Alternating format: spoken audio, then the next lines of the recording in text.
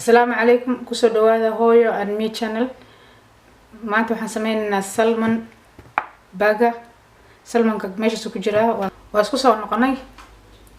fishkan soo nadiifsaday saxankana batter yar aan soo marmariyay waa arkaysaan meeshan waxa igu diyaarsan paste yar waa toon iyo basal iyo liin iyo cusbo iyo xawaajiyaal waxaan isku soo dardaran ku soo shiitay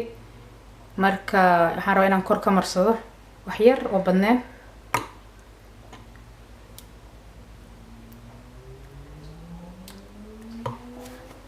markaas umar mariyo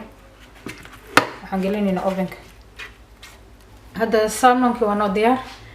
chips yar halkan ku shubaya maadaama ilmaha ay sooman yahaan iska jecel marmar wax fiican la siiyo saliidi waxba kuma sameynayno isagoo qaraxa ovenka gelinayna hadhoon gees aan uga saarayno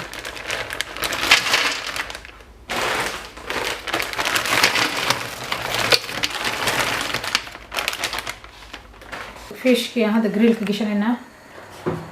meesha koro grillka ay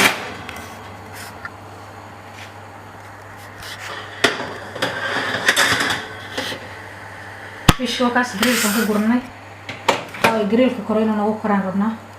hadda oo soo laabanayna salmonki waa arkaysaan grillka aan ka soo bixinay maasha Allah waa diyaar chipskana wakaas garab yaalo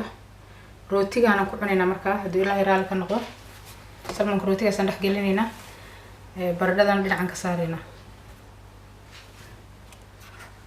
marka waa soo diyaarinayna hadda bagaga meesha aan ku soo diyaarinay table-ka daawasho ah